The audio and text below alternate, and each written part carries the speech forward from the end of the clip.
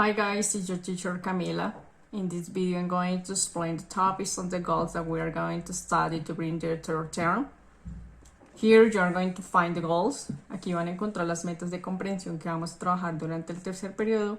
Como se dan cuenta, están enfocados a los tiempos pasados con el fin de saber cómo relatar o describir acciones que ocurrieron en un tiempo anterior. De manera que durante este periodo vamos a hacer diversas actividades enfocadas a estas dos metas de comprensión. To start, guys, para empezar, chicos, les voy a explicar la diferencia entre los verbos regulares y los verbos irregulares. Los verbos irregulares son aquellos que cambian su forma escrita o su forma de ser pronunciados. En este caso, estos verbos irregulares aparecen en una lista.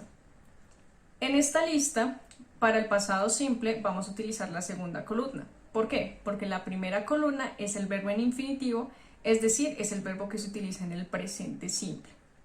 En este caso, como estamos hablando de de pasado simple, tenemos que utilizar la segunda columna.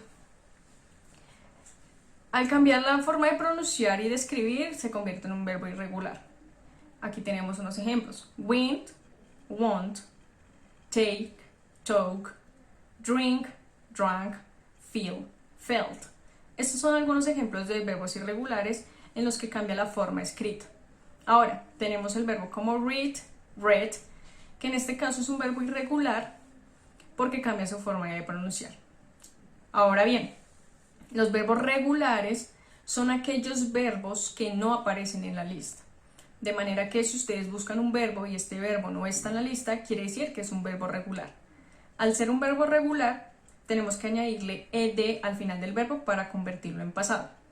Algunos ejemplos son work, worked, talk, told. Y tenemos otros verbos como played, que en pasado quería played. En este caso, como se dan cuenta, solo tenemos que agregarle ed al final para que nos quede en pasado.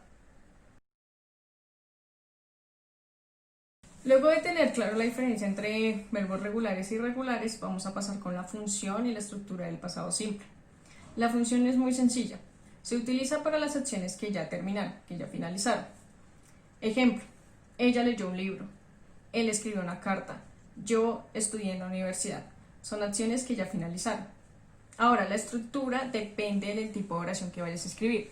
Si es una oración afirmativa, en las oraciones afirmativas debes tener en cuenta sujeto, verbo en pasado, complemento.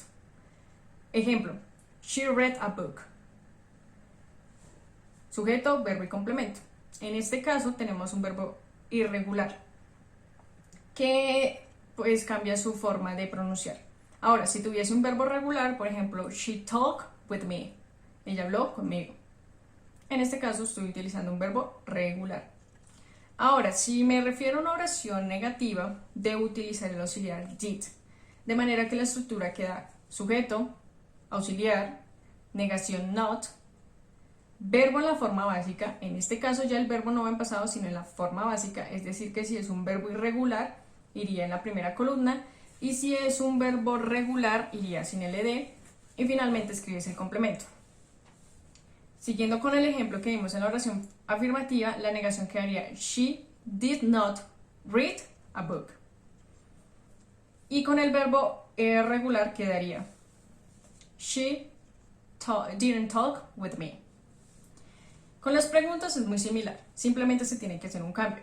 Es decir, que tienes que colocar primero el auxiliar did, sujeto, verbo en la forma básica, primera columna o sin ed, complemento y signo de interrogación. De manera que quedaría did she read a book? Y en el segundo ejemplo quedaría did she talk with me? Esa sería la manera de hacer las oraciones en pasado simple. Okay guys, that's it for this video. I hope that you understand the topics that I explained during the video. Es todo por hoy, chicos, por este video. Espero que hayan podido entender los temas que expliqué durante este video. Nos vemos pronto y cualquier duda o inquietud pueden escribirme al correo electrónico. Bye bye.